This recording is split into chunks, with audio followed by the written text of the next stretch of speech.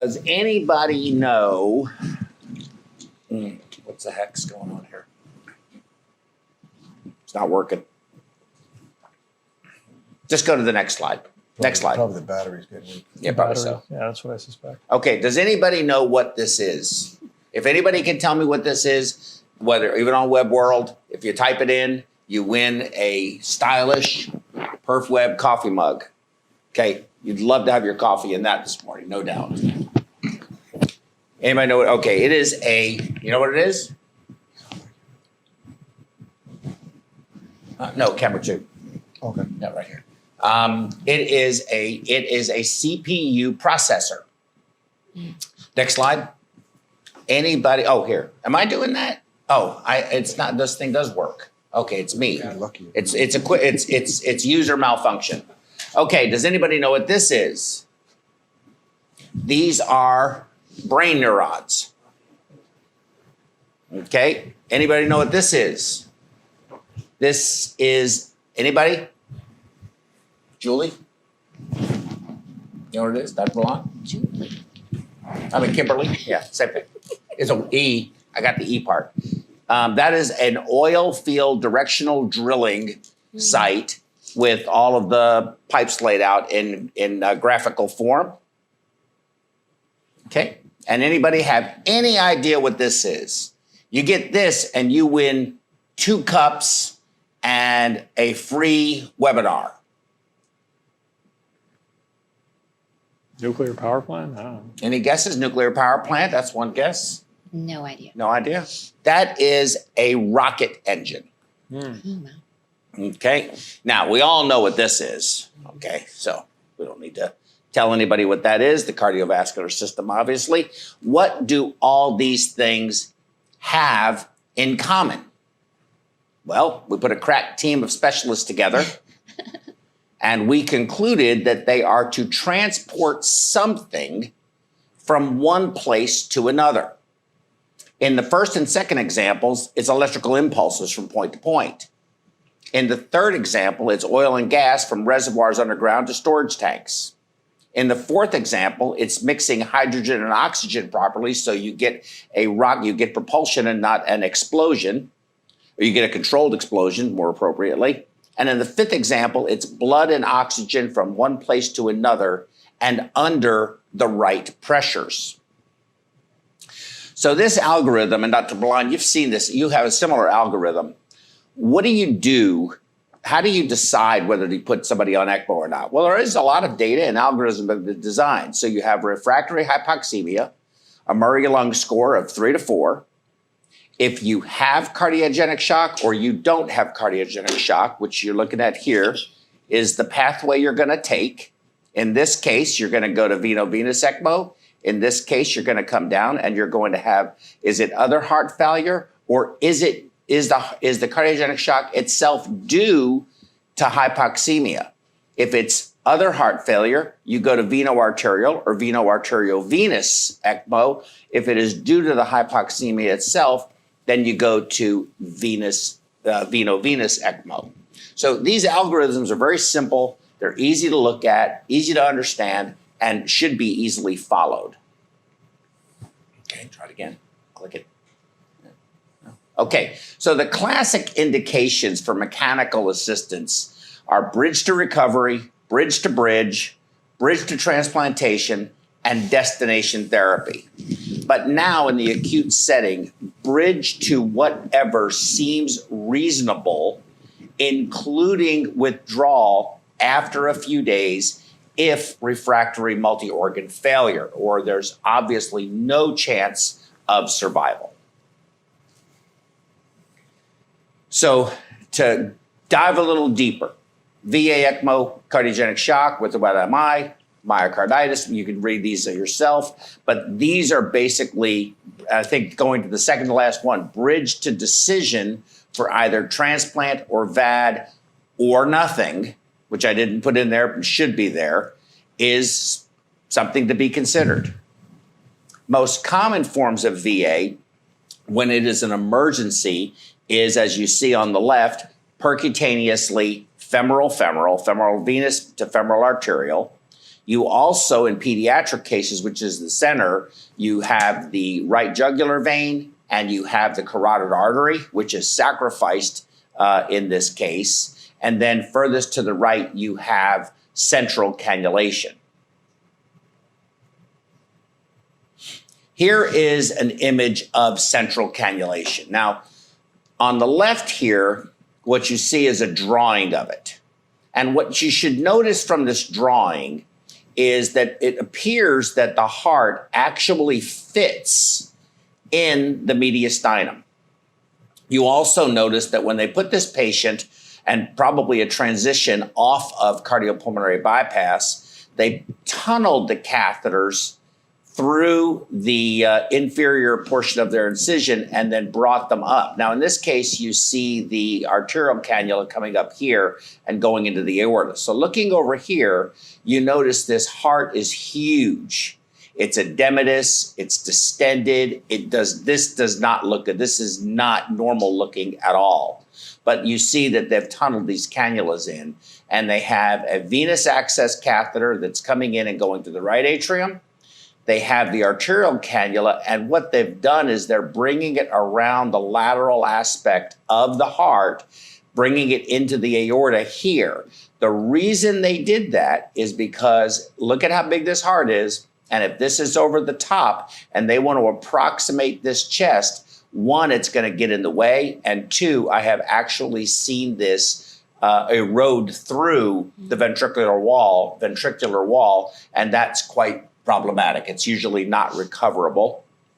And then over here, you have a right superior pulmonary vein cannula that is being used to decompress the left side of the heart. So there are multiple ways to do that. I'm going to show you some additional ways besides, for example, Impella, to keep the left side of the heart completely decompressed. This type of configuration is going to give you very good drainage.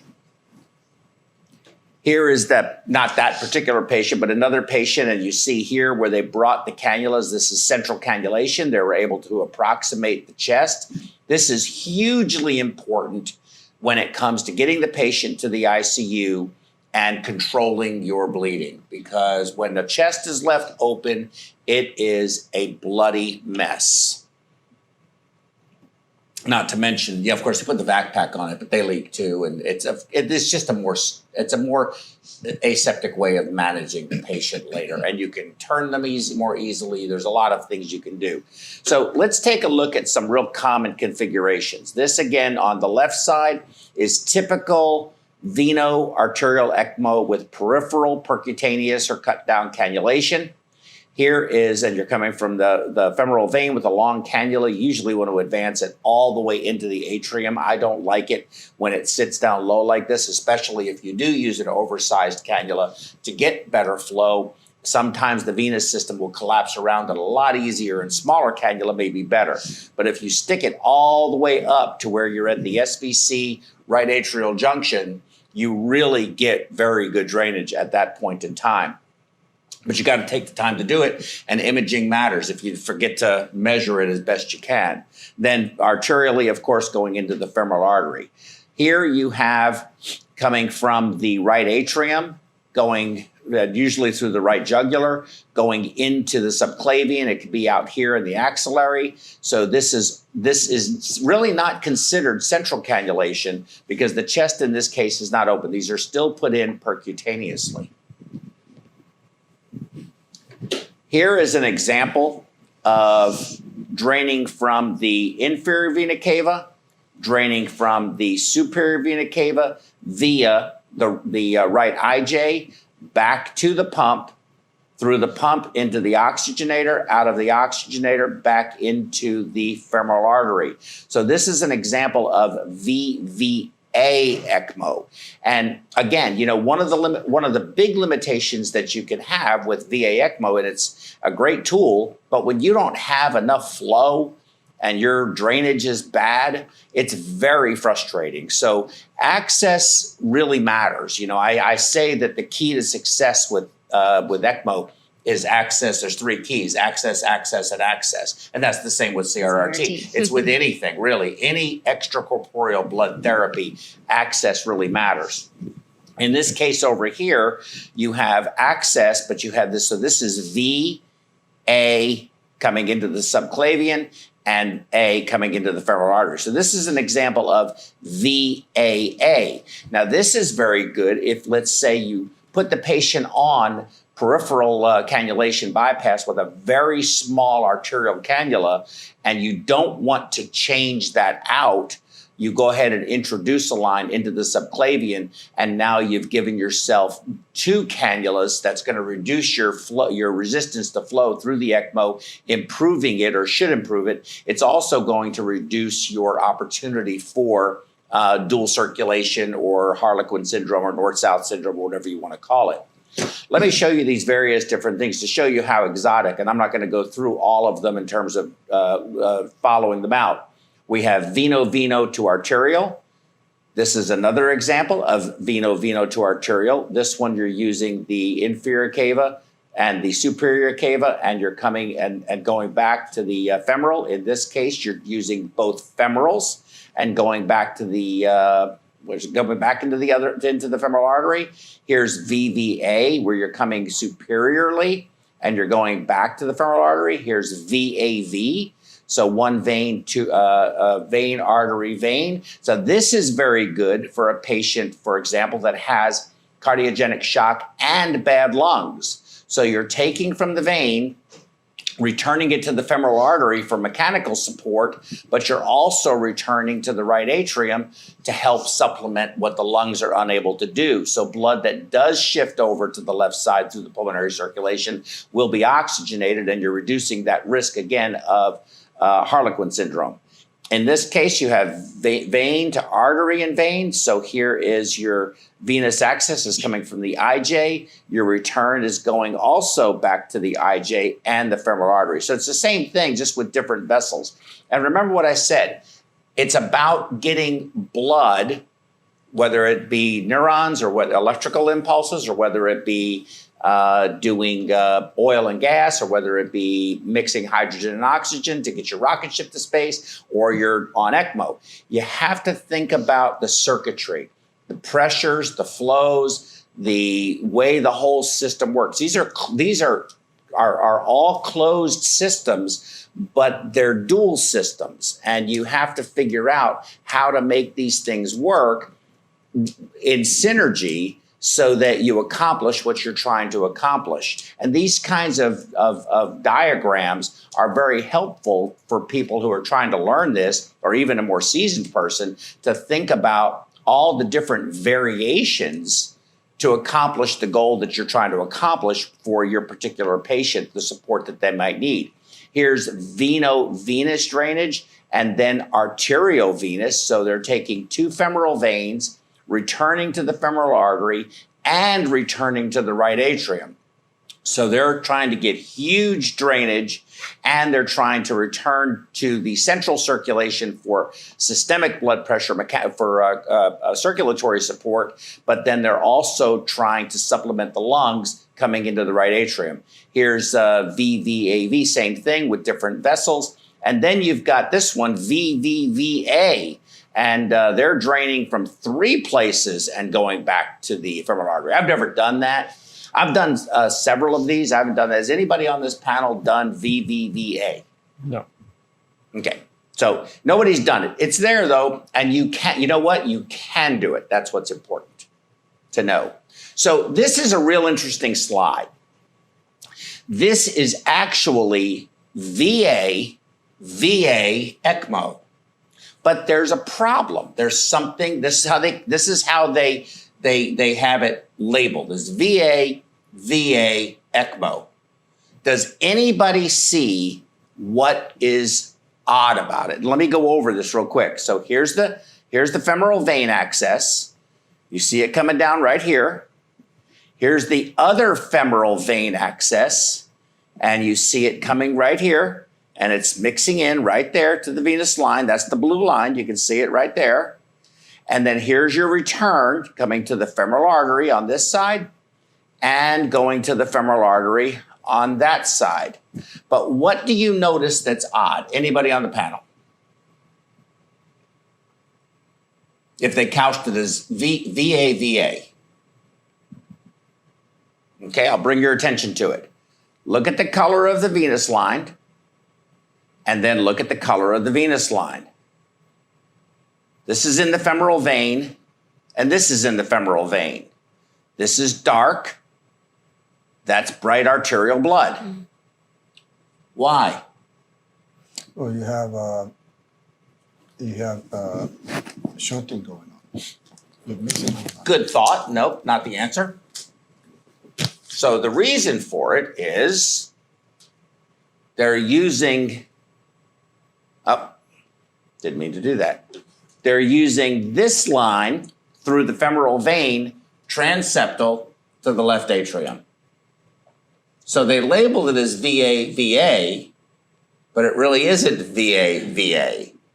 And I had to look at that picture for the longest time, and I had to dig in. You have to read the small print. It's labeled as VA, but then they go on to explain where all these cannulas are. Mm-hmm. So the cannula is in the femoral vein, but the tip of the cannula has gone transeptal, it's in the left atrium.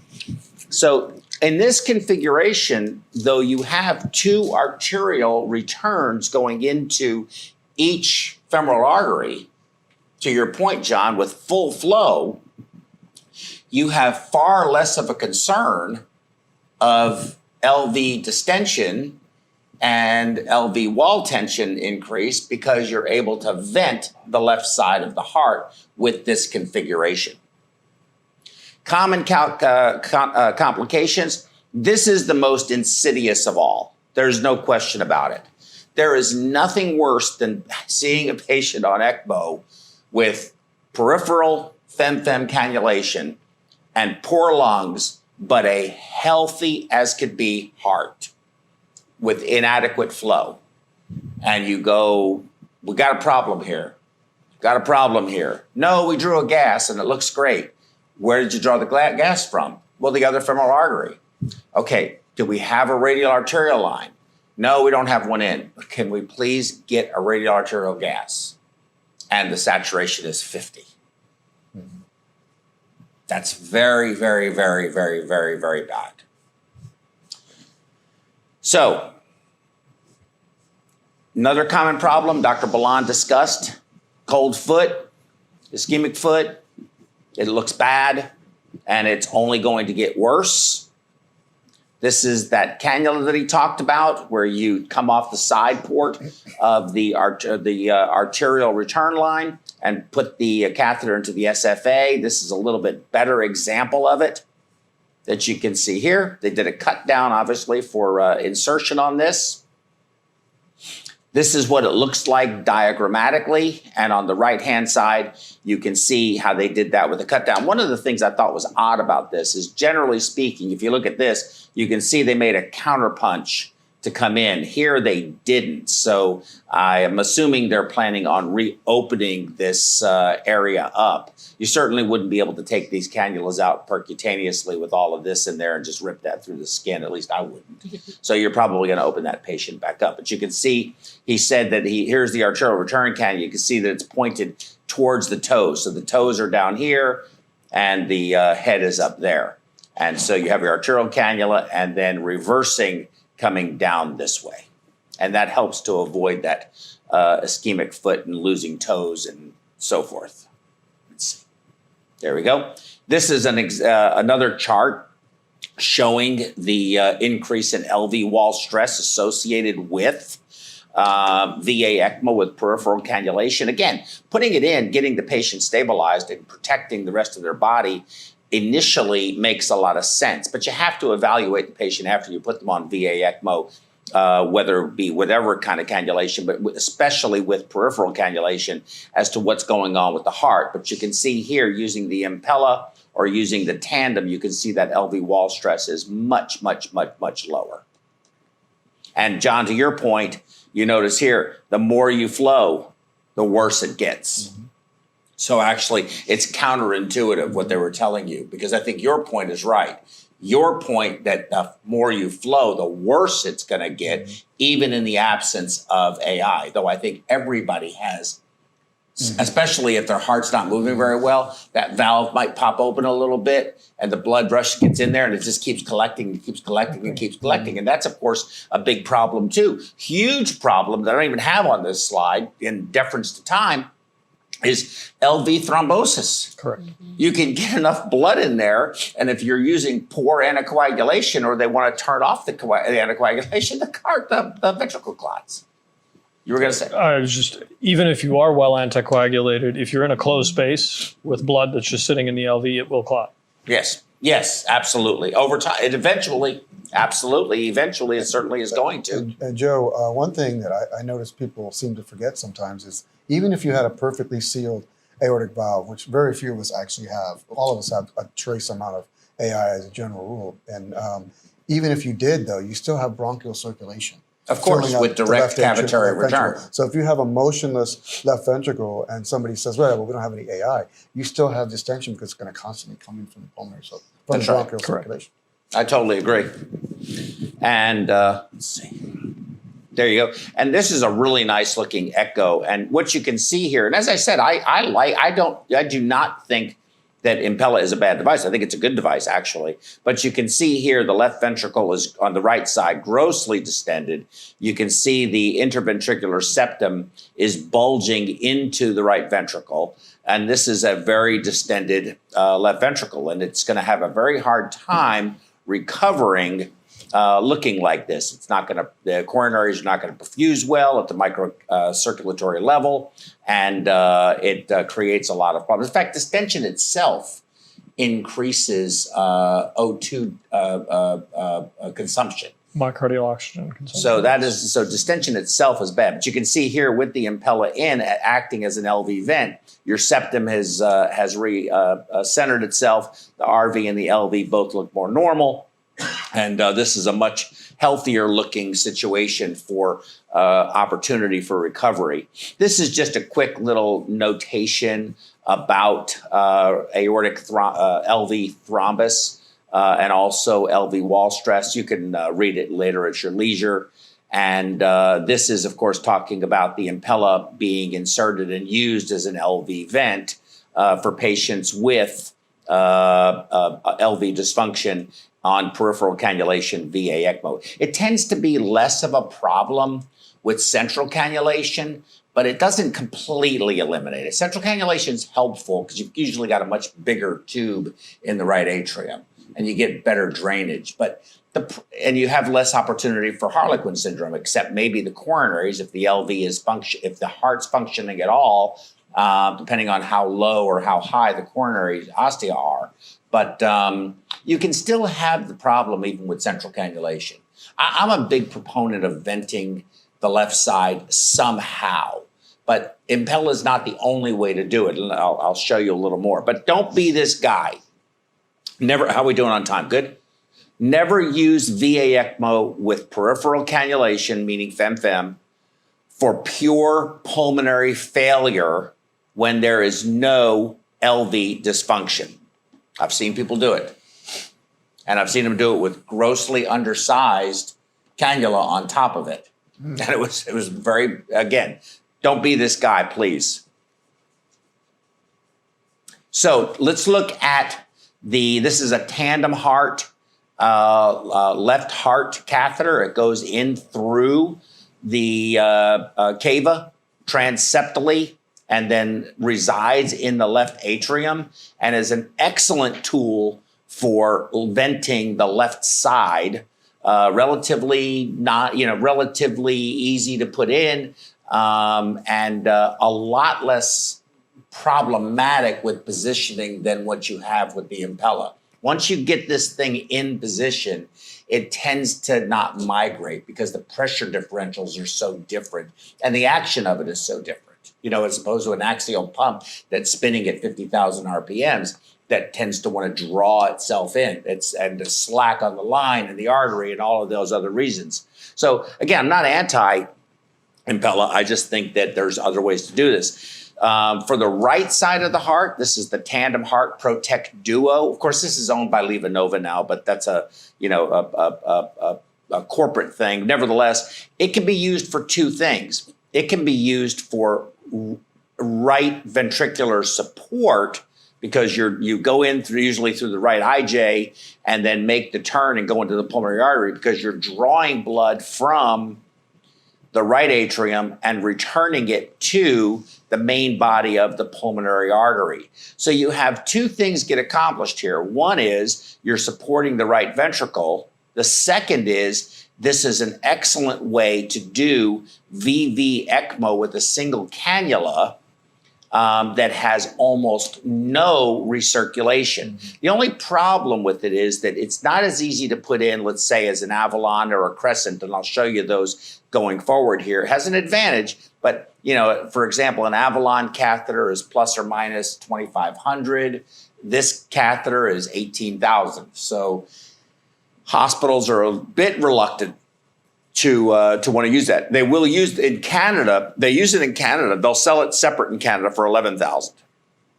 But this is what it looks like. And the nice thing about it is that even with some RV dysfunction, you can exercise your patient. Because you're in the neck, all the cases we've talked about here today have nothing to do with taking a patient who has as a CO2 retainer that's waiting for their lung transplant, that you're going to want to exercise to keep them conditioned for surgery. We're talking about acute illness, totally different phenomenon. Nevertheless, I prefer the neck over the groin for infection. I prefer it because it's much easier. You can sit the patient up, which is hugely helpful in patients with ARDS. You don't want them laying flat. It's the worst thing you can do. It gives you the opportunity, for example, to use the rotaprone, which we can do. We were trying to get rotaprone to give a talk today, but they would never call me back. But we do ECMO, you do a lot of it, ECMO with rotaprone concurrently. And that seems to have I think the results on that are really quite good. At least my anecdotal experience with it, what I see seems to be quite good. I don't know what the data shows. Here is an example, a chest x-ray on the left with a drawing on the right of having both a Protect Duo and an Impella both in this patient for right ventricular, basically biventricular support, the right side and the left side, as well as potential for oxygenation if you needed it. So you can read these later. Indications for veno-venous ECMO, well published. Here is, you can just take a look at this. You can look at it at your leisure. You can download it later. But this is how you calculate a Murray lung score if you wanted to. Another thing that is very important in determining if your patient is appropriate for or if it is indicated to use VV ECMO is your PaO2 FiO2 ratio. It's a very simple calculation, but here's a diagram that you can download and print and just have with you. It makes it very easy. This is the worst way, in my opinion, of providing veno-venous ECMO, which is the very easy to do typical femoral approach for your access with usually, either Medtronic or Edwards along, femoral cannula, and then return with a shorter femoral cannula in the right atrium. This really results in a tremendous amount of recirculation, and I don't have very positive experience with this technique. It's easy, but I think you have two problems: a lot of recirculation, and again, here you've gone into the neck and you're going into the femoral vein. I think for a crisis and an emergency, fine, but I don't think you should leave patients like this. John, you have any experience with this? You do a lot. Well, the amount of work that it takes to put into the IJ, you might have just put in an Avalon. I think so too. Why would you go through all that double cannulation when you could have done a single cannulation? Mm-hmm. They do. It's certainly an issue, but I don't like it. Here are various different ways to do the same thing. On the right side is what we just discussed, but on the left side, what you see is two femoral cannulas, both in the veins, with your access more inferior and your return more superior towards the heart. This is actually pretty good. The only thing it really doesn't capture or help you with is what's coming back from the superior vena cava, and we know that's going to probably be pretty low. So it doesn't help you a lot there, but it is a way to do it to reduce recirculation. You can even use a short femoral return catheter as your access if it's big enough, and then use the typical femoral access catheter as your return all the way up into the atrium. This is an Avalon. It has the advantage of having dual lumen, being a single cannula to both provide access and return, access from the superior vena cava, the inferior vena cava, and then the return is here, supposedly positioned in a way that jets towards the tricuspid valve. I think that's a very hard thing to really do. What most people tell me they do, whether it's the Avalon or the Crescent, which is the newer version of the Avalon from Medtronic, is they put it in, they get the patient on ECMO, and then they manipulate the catheter slowly until they see no further improvement, but rather a decrease in oxygenation, and then come back and try to find the best place for it. It takes a little bit of time to do it, but it's worth it in the long run. I don't care, you use a bicaval view with the echo and all that kind of stuff. You have no idea whether that thing is jetting towards the tricuspid valve or not. It's just a guess. The best way to do it is to actually manipulate the catheter while you're watching the saturation. There's again the tandem heart duo. That's what an Avalon looks like on X-ray. And here is an ECMO circuit. So I wanted to wrap it up with this. And you have phone lines open, by the way. I wanted to wrap this up with basically a circuit. And I added this one for Kimberly's benefit, because here you have, or Julie, whichever you are today, because here you have the CRRT circuit. And basically what I'm trying to show you here, that all of what we've been talking about today with ECMO and CRRT and access and return and everything else is just nothing more than a circuit. And the circuit has pressures. There's negative pressures, there's positive pressures, there's different levels of both negative and positive pressure. And all of these things are just that. And you just have to sit there and draw it out and look at it. And it's very easy. When you walk into a room sometimes, you look at an ECMO patient on ECMO and you see all those lines and you go, holy mackerel, where's all of that going? It really is not that complicated. It's a pretty simple circuit. And what you can do with that circuit and adding things to it, or how you can manipulate that circuit to make what you want with the patient to do is just a matter of understanding the circuit. And of course, that's what perfusionists do every day. So I'll pat ourselves on the back a little bit. I'll try not to hurt myself, but it's why I feel, and don't mean to belabor the point, but that's why I feel that a blended program of perfusionists and nurses make the best ECMO programs, with physicians obviously who understand it as well and who want people around them that can actually have a discussion with them about what they're doing, because we can all always make each other better. So phone lines are open. I think we have about 10 minutes in case anybody does want to call in out there in web world. Please call us. Let me check the YouTube and see if anybody's chatted any questions. In the meantime, why don't you guys talk amongst yourselves, and I'll do that. I think the most important thing you mentioned, Joe, is it takes a village, it takes a team. And really everyone's expertise is important and is valuable.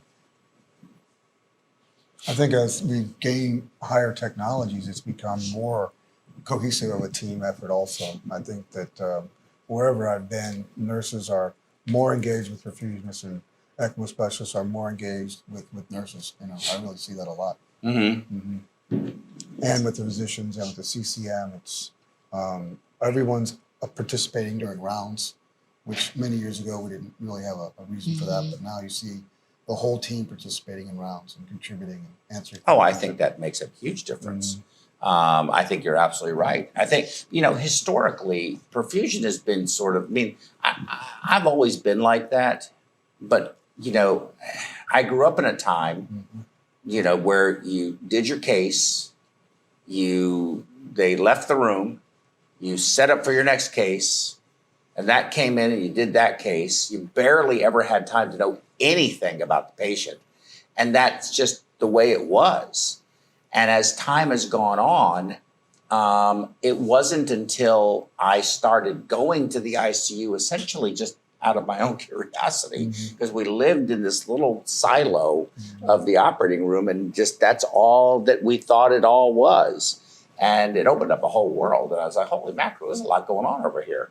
And that's, but I don't know that we do a good job of teaching that in the programs. I'm not sure. Well, it seems to be a little bit of a lost art. I grew up in a similar era as you, and when I was at my first job for 12 years, I was the only perfusionist.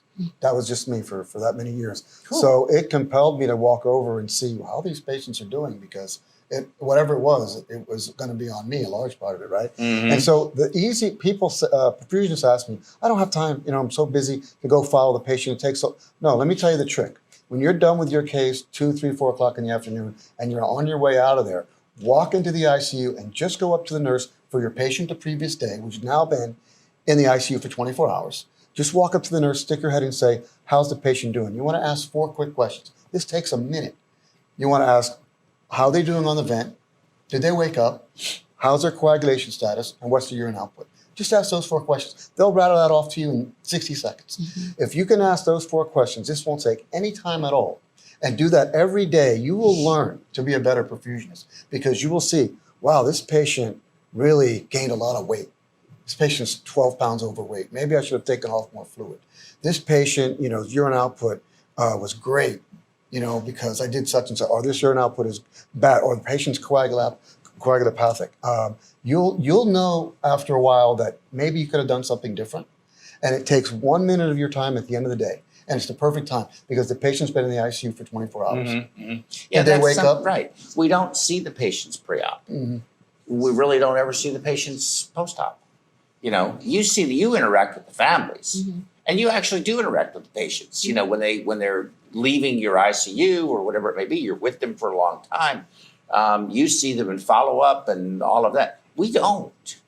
We don't spend any time. We know very little about who they really are.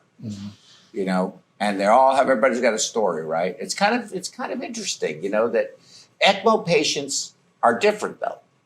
This is just standard, the regular cases we do in the operating room.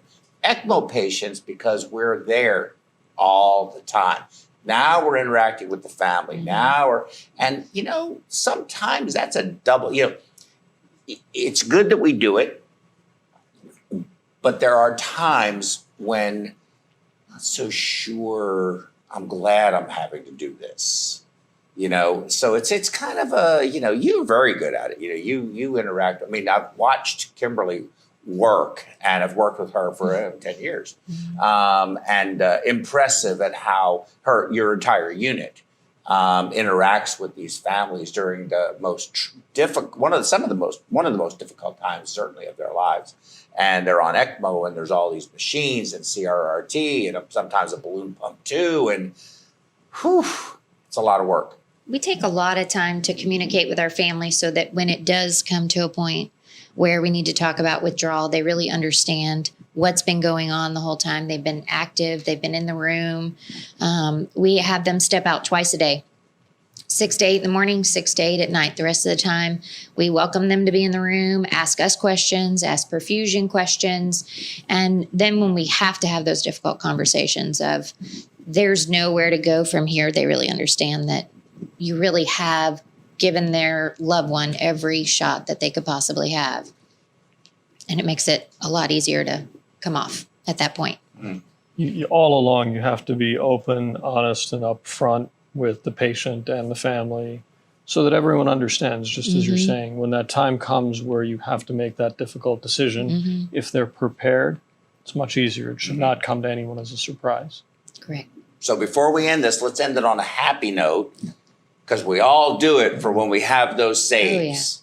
And those saves matter. The sad part about it is we never learn as much from the saves as we do from the failures. We always learn better from our failures. But we do have a lot of saves.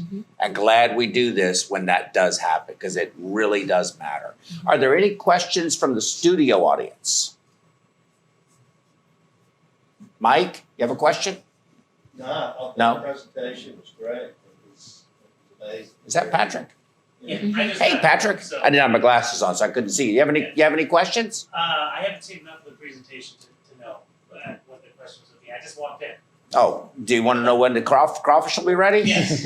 I'm cooking crawfish after this, okay? The crawfish will be I ready. do have a question. Yes. In the United States, what percentage of specialists that monitor ECMO are not perfusionists? Okay, good question. So Mike's question in the audience was, what percentage of professionals in the United States that monitor ECMO are not perfusionists? I think I know the answer to that, but John, I'm going to kick this over to you. Well, I don't know the actual data, but from my experience, the only time you're seeing ECMO specialists who are really off on their own is at large centers that are very busy. Mm-hmm. The others that only do, even if it's 1 or 2 a month, which by a small center, that would be a lot, they just can't get the experience and the hours and the expertise to be able to be, and even if in the case of ECMO specialists, perfusionists is either in the unit or in-house, Mm-hmm. always, yeah. that I've seen. So blended programs. Yeah. So Mike, I would say I recently went to an ECMO training class, and as you know, we are as an organization opening an ECMO, an ECMO training center, an ECMO specialist training center here. I do know that there are exceptional respiratory therapists, and I really respect that profession. I think they work very, very hard. Curtis is one who I think is an exception. I tend to believe, and if you look at ELSO is very pro respiratory therapy. Okay, so they're very pro respiratory therapists doing as serving as ECMO specialists, and I don't disagree with it. But I feel that nurses better understand, especially a critical care nurse, the milieu, if you will. They understand pressors, multiple pressors. They understand inotropes. They understand fluid balance. They understand coagulopathy. They understand nutrition. They understand, you just keep going down the list. It's a very long list, and it's what they do every day. So I believe that a blended program with perfusion overseeing and participating, but nurses essentially doing the heavy lifting, critical care nurses that are trained as ECMO specialists will, in my view, provide the highest quality and most diversely educated and experienced person at the bedside to manage the ECMO. That is my personal view.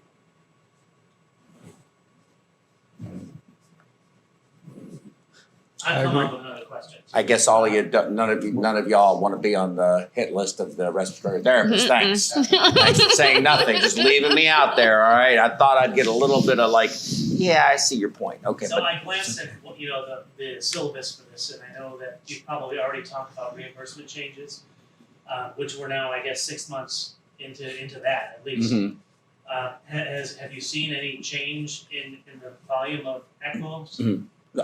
Since they can't hear you, you have to tell me the question again, but you have to do it so that I can repeat it because I have the microphone. Unless you just put the microphone here. No, that's fine. I'm asking the panel if they've seen any change in the number of ECMOs that we're doing because of the reimbursement changes. Okay, so the question from the audience is, and they just got him a microphone, but nevertheless, I'll just ask it if it's okay. The question from the Patrick in the audience is, based upon the draconian reimbursement reduction cuts that occurred recently with CMS for ECMO, has anyone seen or are you all anticipating a significant reduction in ECMO therapy being utilized because of that cost reduction? Did I ask the question properly? Yes. I haven't seen it yet. We're expecting it, but I don't believe we've seen it yet. We haven't seen it yet. I would say that I think I've seen a little less utilization Hopefully it is not at the expense of patients, as in when a patient needs ECMO, I think they're getting it. Hopefully, as you pointed out, we're seeing fewer of those unnecessary utilizations. That's a huge problem. Here's a question though. That's a very good question from Patrick in the audience. Patrick, feel free to answer this too. Do you think it will cause a hospital to think twice and possibly not initiate an ECMO program at their hospital because of these cuts? Of course, administrators are concerned about reimbursement, so sure. More than likely.